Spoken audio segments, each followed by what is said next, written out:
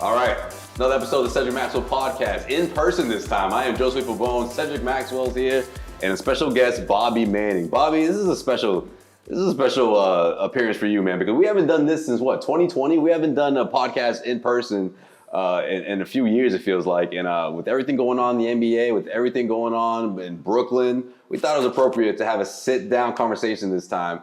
And just talk it out, right? Talk it out. I mean, Max and I, we were talking briefly before the Celtics game Wednesday night, and we decided that this is the best way to go about it. So, Bobby, I mean, we can just get started by what's going on in Brooklyn. Obviously, the Kyrie suspension. He was suspended for at least 5 games. He had a list of things he needed to do in order to return to the team. But now it just seems like the Brooklyn Nets may be moving on without him. And of course, they got a lot to decide, or the last week or so with the whole Ime situation. We'll get into that in a little bit, but first things first, what's your takeaway with this whole Kyrie situation? I know we always talk Celtics on camera. We rarely talk about this topic, so I'm intrigued as to what you think. But what happens with Kyrie in Brooklyn? How does this whole thing play out in your opinion? It felt to me from the moment they passed this down that this could be the end of his time in Brooklyn. I don't expect him to play for the Nets again. I'd be stunned. It just seemed like such a mass of redemption activities, whatever you want to call it, from the get back out there, that he wasn't going to be able to accomplish this in much less than 5 games. How about the rest of the season here? Not to mention the rift it clearly drew between him and the team here. I can't imagine he's thrilled with this, considering the fact that through his responses, he went in front of the media twice. Sean Marks called it a bit of a fuss. I don't think there was a sense initially from Kyrie and the team that this was a huge deal or something that they had to address. And I think the backlash got to a point where they had to do something from a public relations standpoint to cover themselves as a team and come out and say, we're against this. We're going to make him go out there and address the things that he said and try to redeem himself. So I can't imagine that he's going to be able to do all these things and get back on the floor in a timely manner. And that, to me, says that they're done with him. I'm thinking it's because he had a chance to explain himself and he didn't. He had a chance to apologize, and they didn't like his version of the apology. Well, you know what? Let's stop right now. Because he did apologize. When did he apologize? But they did not. No. Even that before. But they did not like his apology. And I think the thing that happened was Kyrie was apologizing, but at the same time he was fighting back. And that's the worst thing you can do in any conversation. If you start out by saying you're sorry and you stop there and walk away, you're good. But if you go with the next but, then that takes everything that you just said and puts it on hold to the people you're apologizing to. I think that's one of the big things right now with Kyrie Irving. And I think that Kyrie is, he wants to be the smartest guy in the room. Well, none of us have watched this, right? I mean, none of us shelled out $12. And to who has? I'd like to see the percentage of people who have watched it. I went through the reviews yesterday. It drags on and on, I guess, 4 hours. Yeah, those kind of documentaries typically do, right? I mean, it's not... Something doesn't feel right about watching something that's quoting Hitler. It's best to just stay away from that. But again, you do have to go in and see what was actually said. Kyrie, let me advise here. Yeah. You are in Brooklyn. And I think that's the last thing you're going to talk about is Jewish people in Brooklyn in a way that might be offensive to them. Yeah. Or any place, but especially with you in Brooklyn and your fan base being huge when you think about people in the Jewish community who come to those games. Yeah, you saw the people protesting along the sideline. I think that was another instance where the team looked at it and said, I don't know if we can have this here. So the apology point's a good one, right? It wasn't unequivocal. Yeah, he kind of bounced around and affirmed certain points. He said, I didn't agree with everything in here. There were some things I didn't agree with. And then he, as you said, was combative, saying, I read the dictionary and I know where I come from, so I can't be anti-Semitic. Where were you? Let me ask you that. Where were you when all these things happened to me? Oh, when that's what Kyrie said. Where were you when I was little? My ancestors and all that. Where were you? Well, most of those people weren't around because they weren't alive when that happened. So I think that Kyrie might be you're stretching a little bit. Right. I just the backlash and the craziness right now. My biggest take out of all this has been, I guess, now the next day, which I think is the next day when I think about the people who are defending Kyrie. and Jay Williams had something on. I think what Jay was trying to get at is the fact that he's being asked to do too much as ways of saying sorry. And in a way, maybe he's right to a certain extent. But again, my point is, I understand why the organization is saying, look, you didn't do the apology right, so we want you to double down. We want you to do this, that, and the other. Honestly, I think part of it is he's never going to do this, and we're done with him anyway. So let's just put that out there to see if he actually does it. Yeah, they're delaying the inevitable here. Exactly. Like. Or the other part is they're just saying, look, you botched that apology so bad. We're so disappointed in you that we're going to make you go through this. And I think that's what Jay's getting at, saying like, man, you guys are really making this guy go through it as his way of saying, like, he's pretty much going to, get down on his hands and knees and say, I'm sorry, take me back. Well, I think you look at also the Ime situation that the Celtics do. We're looking back on that now, the history of that. Did the Celtics do the right thing by suspending Ime and moving forward there? So there's so many things which tie up, and then Brooklyn comes in and says, hold on a minute. Right. Let's throw a lifeline to Ime. Let's dangle around the fact that we might have him as our next coach. Yeah. That to me was like, what are you thinking about? You already have a public relation nightmare. And all of a sudden you're going to bring Ime in? I just don't think it was the time, the place, nor did anybody think about that. They also had a job posting for Nets PR. Did you see that, Bobby? They need a new public relations, right? Will you take that job, Max? Who would want to put their foot in that bear trap? Someone posted it from LinkedIn, and I think it was, oh man, that's funny. Well, these are the kind of things you have to do as an organization to kind of send that message, right? They want to come off looking strong here. They want to make it look like they had no tolerance for something like this. But at the same time, like a Jay Williams says, or I saw Etan Thomas wrote with this, they don't really believe that like this is coming from an authentic place with the Nets. What I don't like about the critics of the punishment, though, whether it's a Jay or whether it's a Etan, I don't think they've affirmed like the damage that Kyrie potentially did here. Because this comes in a point where we had your guy Ye saying these tropes about Jewish people, and now Kanye's forever my guy. The Ye's throwing out those tropes there about Jewish people. That's not what Kyrie did here, but it comes in the footsteps of that. And I can't imagine that there was like those things happen coincidentally weeks apart. Ye's posting those anti-Semitic remarks, Kyrie's posting a documentary that contains anti-Semitic tropes, and it just kind of fails to acknowledge the fact that you have these groups on bridges in LA saying that Kanye was right about the Jews, and you have these anti-Semitic groups outside of a football game. I think it was in Jacksonville, blasting projections of that onto a building. Like, there's a real threat here to the Jewish community that I don't think people are taking seriously. And like, this doesn't have to be like the Olympics of like subjection or whatever you want to call it. Like, listen, Jewish people have a history of these tropes turning into violence against them. And if you just listen to them, like, I think it's very clear that they don't like what's happening here, even though it just is a documentary and it might not be everything that he feels in his heart. Well, guys, let's move closer to home and let's see what Jaylen Brown has said. And Jaylen in his defense right now, Kyrie. Yeah. And something he just said about Nike, and I mean, he's putting. I'm agreeing with him on this one. You agreeing with him on the Nike thing?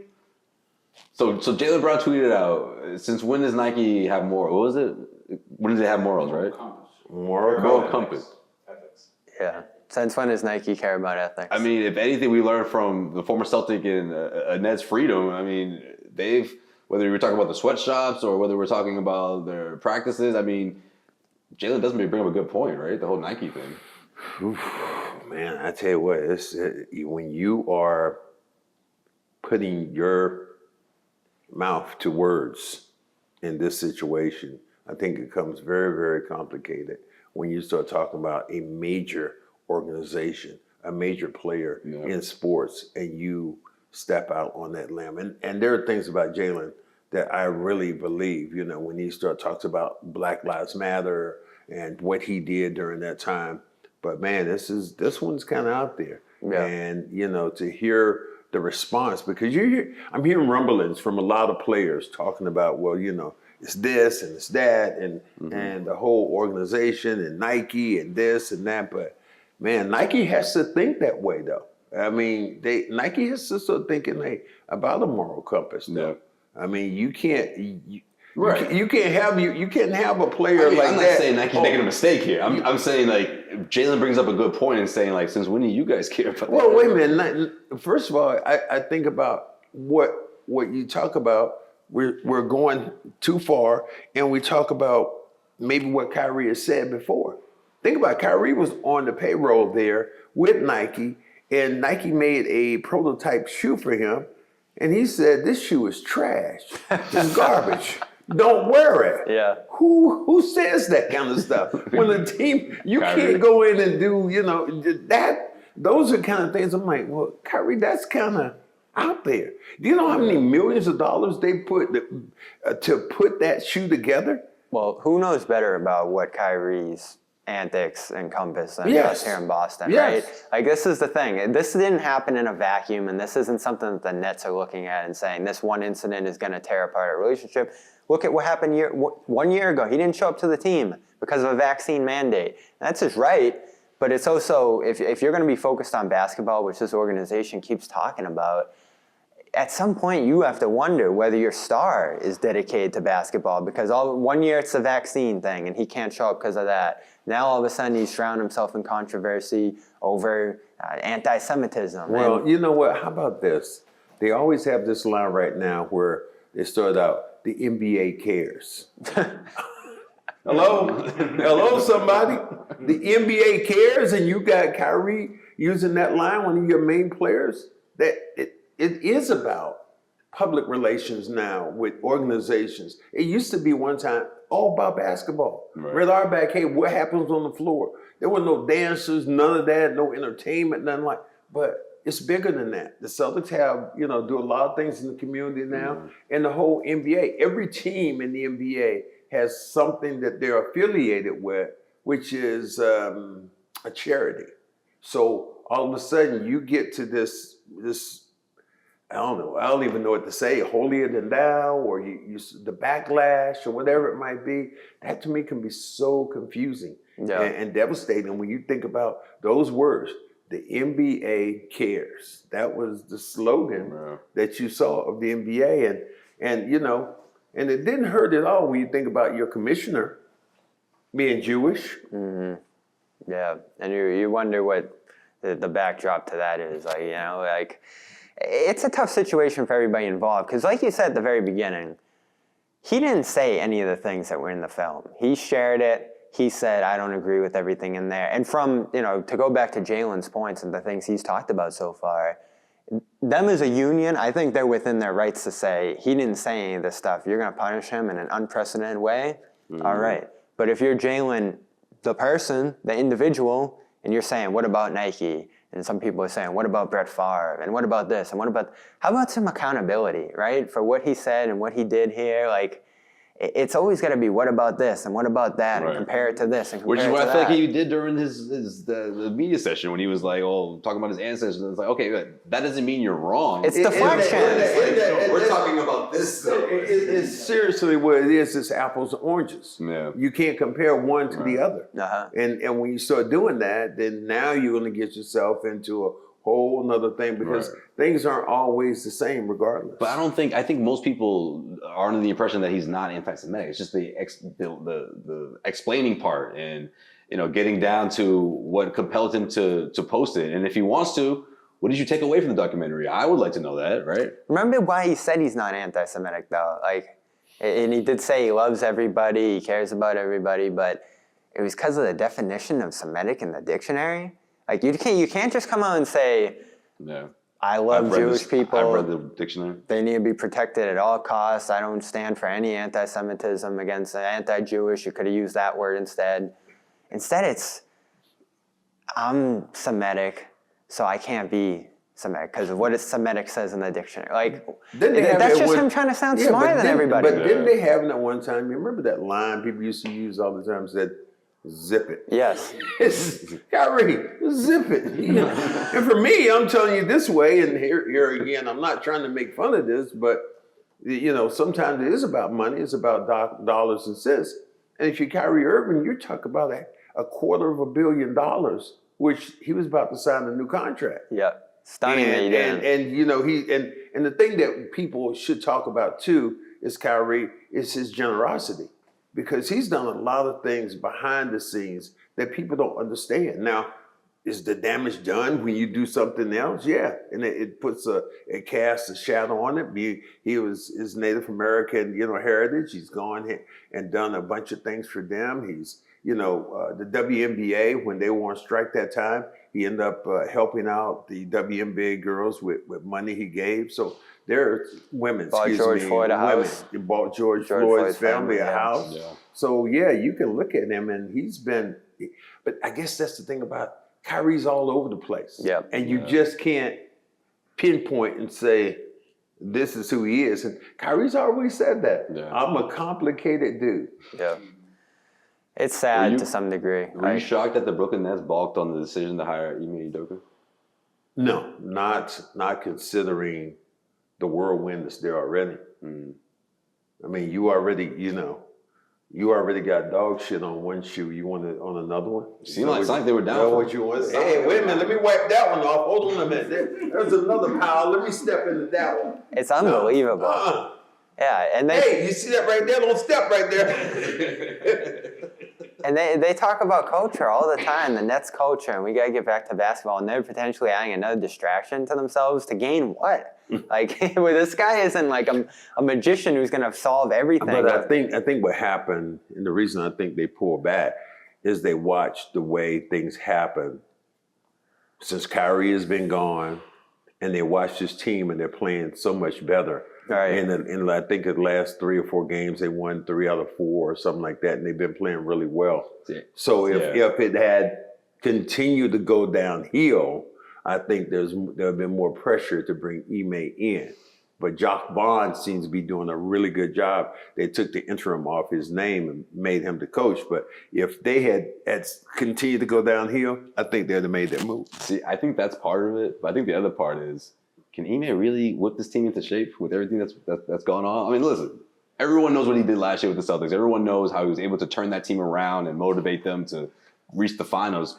This is a tough group of guys to do that with for Ime. I'm not saying he wouldn't be able to pull it off, but with everything, with the reason why he's no longer the coach for the Boston Celtics, going into a situation where he's going to try to appoint people about accountability, who's to say guys like Kevin Durant or Ben Simmons are going to be like, oh, wait a minute. What about you? You didn't even serve your full suspension. You're going to tell me that I need to shoot? Like, what about you? You know what I mean? Let me go to the black church when the preacher says, he does like this. Do as I say and not as I do. Right? He would be saying that every single day. I have been there many times in church with the guy that do as I say and not as I do.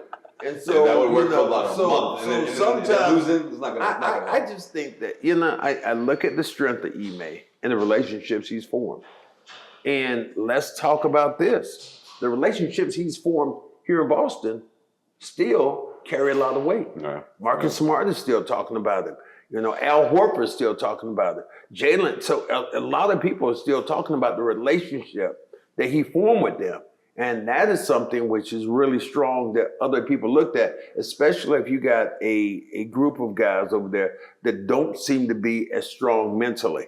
So you bring that guy in who seemed to somewhat be able to bridge that gap between those people already. Yeah, and the Celtics made the decision to bring him in over the summer with multiple candidates. Like, the way the process went out for the Celtics to hire him is much different than what he was going to be walking into in Brooklyn, where it's like, save us and just throw everything on him. Yeah, so it wasn't going to work. And the line I found interesting in the report is that the Nets maybe don't view themselves as Eastern Conference contenders at this point, given everything that's going on. That's what I go back to what I said at the beginning. I don't think Kyrie's going to play for them at the beginning. So if you're going to bring in this guy to get to Kyrie, and Kyrie's not going to be there, maybe that's not the way to go. What happens if they start playing well? And they turn it on. Then Jock Vaughn's gonna look like because you still have Durant. You still have Durant is probably one of the top players still in the world. Yeah, and that's why they're not desperate and the anymore. people around him. But I want to see. I haven't really seen or heard anything from Ben Simmons. I think it was back. He was out for a while. Ben Simmons is not in front of a camera. Invisible. You know what I mean, man. The last thing he wants is then, like 5 minutes into the conversation. So Ben, what's up? What's going on with you? Like the conversation is going to change, and he doesn't want to talk about himself. Who had the idea to trade Jaylen for Ben Simmons? I want to know wherever that guy is. I thought it was you, Bobby, wasn't it? Yeah. What a terrible move that would have been looking back on it. I thought you put yourself on there. Was it Xanis? I guess it was Xanis. I don't know. All right, before we wrap up here, let's talk about the Celtics, right? We got about 4 or 5 minutes on the Celtics. Man, they're looking pretty good, right? Thriving. Offense is at the best we've ever seen it, or we've seen it in quite some time. Best in the NBA, arguably, right? And then we get this news about Malcolm Brogdon, who's, well, first of all, he was unable to finish Wednesday night's game, didn't play in the second half. Where's your level of concern? Let's start with you, Max. Well, I think that was the one concern that I've always heard about Malcolm Brogdon. That's what comes with the fact that comes with the package, he's often been injured. Right. And I've said this before, and it's really so strange. When this team played Philadelphia, the Celtics played Philadelphia, I was walking down the hall and I was quoting Doc Rivers. And as I walk down the hall, Doc Rivers comes around the corner and hears me. He go, "What?" Yeah. And I was using his line. Doc Rivers always said, "Your best ability is your availability." Mm-hmm. And I think that's one of the things you look at. And he's been, there are a lot of times he's been hurt. Hopefully this is just a strain and it won't anything. But man, are we watching Tatum and Brown just grow to another level? I thought we were seeing Tatum last year had grown into something. But this year, this is what's scary about Tatum. This year, he's a better defender. Yeah. He's a much better defender this year. I wasn't sure if he could become the best player in the league because you look at Giannis, you look at Kevin Durant, you look at Jokic, you see these guys winning MVPs, and they're touching every part of the game. We knew Tatum could score. We knew he could take over games with his shot.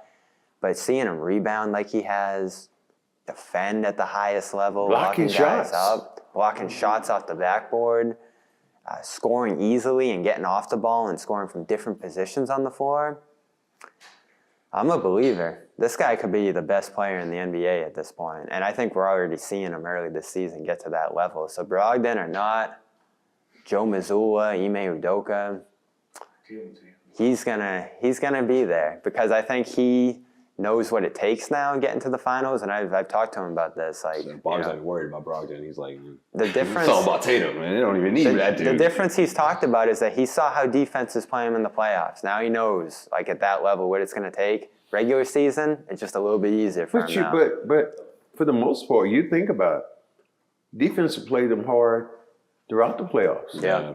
And he didn't have easy defense, but he outscored. He just met a guy in Andrew Wiggins who was just as athletic as he was.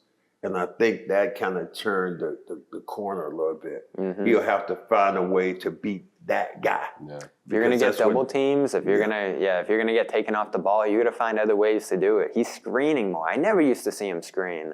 He's passing the ball like a point guard.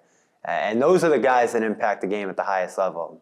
Giannis, LeBron, your former teammate in the 80s. Like you got to be able to make plays. You can't just try to score on your own. These guys who do it all on their own, Luka Doncic, LeBron to some degree, James Harden, I don't think that's a winning style anymore. You got to be able to bring a team together. Maybe it's not a winning style, but I don't think you could do it over a full season. An 82 games, that you control the ball the way they do. The new NBA now is about zipping the ball around. There was one time when Tatum would be dribble, trying to get open. He's much more decisive about getting towards the basket, making a quick move. Jaylen sometimes, same way. But then sometimes Jaylen gets a little squirrely with that handle. That he just want to. And I'm telling you who's really played well this year, and it's going to be understated, has been Marcus Smart. Marcus Smart has been, What did he tell you on the elevator, Max? Trust the point guard. He just said, he told me that time, when they start playing well, I said, "You're playing well right now." He looked at me and said, "That's what happens when you put the ball in your damn point guard's hand." He's been great. Brogdon's been great. And credit to the coach. He's putting the ball in those guys' hands. So Tatum and Brown aren't getting this enormous pressure off the ball. They're getting up the floor and finishing layups in transition. I love this offense. They're number one They look so dynamic. This is a fun team to watch. Is Hauser still something that we're going to talk about for the remainder of the year or not? I think so, but we'll pick up that conversation next week or down the road. To answer your question though, this is for real. This isn't a fluke. This isn't like a 1 month thing where he goes off and he starts to dwindle down. Like I think he's a legitimate weapon for this offense, especially for the second unit that's been dying for a guy like this, right? He's 43% for his life from three. So it's translating, and now 50% in the NBA. It's unreal. One of the best pure shooters I've seen coming up. And he just looks so confident out there, right? Like he looks like he's been playing NBA for 2-3 seasons. Can Al keep going the way he's going? Because they did give Al a break the other day. Yeah, I think that helps. I think that helps. I think they're going. That's the thing that. And what we're not talking about right now is we haven't talked about Rob Williams. Yeah. And Rob Williams is the guy who has to come back in the fold. And I think that. See how we can do like 7 episodes in one sitting? Yeah. Max just goes all over the place. Let's just shoot it around. No, it's not a bad thing. It's good. Well, it looks like you have to bring me back. I know, especially when we're in person. I feel like it just flows naturally, and we can just be here for hours. But you think about Rob. Rob is that guy that right now, everybody's like, oh my God, bring Rob back. And we haven't talked about him in a while because the team has been playing well. Now, when they got out-rebounded, they played somebody, the Chicago game. In Chicago, they got out-rebounded by 15 or 16. Yeah. I think people were clamoring at that time because they went up by 15 in Chicago. But then they came back and they won some nice games here. And that's what happens when Vucevic is playing against the Celtics. So it's really happens every time. It's really cool. You talk about subject matter, and we'll be quick here, but subject matter is also our good buddy Danny Ainge. What's happened to him out there? That team. I'll be up late night throwing on the league pass. How funny is the situation, though? How funny is it? He's sitting there like looking at the team. Danny, do you not know the biggest prospect is LeBron James is on deck? You guys are doing this to me right now? That look that Danny gave, somebody had scored like Marketing or something. Danny was like, we're here talking about Kyrie and in Utah, these weird neon jerseys. They're 9-3. They're scoring 140 points against the Lakers. Kelly Olynyk's making crunch time passes. Right. They're so fun to watch. But they're fun to watch. But someone also said they were young too. And who's coaching them? They have a bunch. No, he's young too. Yeah, so they have coach in the NBA. They have a bunch of young players out there who haven't seen that limelight in a while. And you think about even Marketing, who is out there. He didn't have a lot of mileage on it because people stopped believing him in Chicago. And I talked to Randy Brown. Randy Brown, who was the assistant coach out there in Chicago when he was out there. And he said, oh my God, this kid's going to be unreal. He's, Marketing can do this, he can do that. And then all of a sudden, it just shows you how you can fall out of favor. Kind of like Mac Jones right now. Just fall out of favor. Did I step on your toes? I'm sorry. Excuse me. Not my toes, but maybe Mac Jones' proverbial toes. I'm sorry. Just throw him under the bus. I was driving up Route 1 and Prince Pizza with the Mac or Zappy sign. That's when I knew we lost our mind. Wow. Somebody actually put a sign out like that? Yeah. On the restaurant. Wow. This is a crazy couple of weeks. Yeah. Tell me you're from the North Shore without telling me you're from the North Shore. All right, that's going to do it for this episode of the Cedric Maxwell Podcast. Special thanks to Bobby Manning. Thank you for coming through, Bobby. Man, we're gonna do this again. We'll talk sports. We'll talk music. We'll you know what Bobby just did? What did he keep it on? Oh, he kept it on the 100. Yeah, he did. He kept it on the 100. We kept on the 100 like that, man. That's what we do here. You know what it is, man? You know what it is, man? I just think we make people just feel so comfortable that they don't even realize they're keeping it on 100. I've never heard you just keep it that real. Like that was good. Good stuff, bro. Yeah, good to be here, guys. We'll see you guys next week.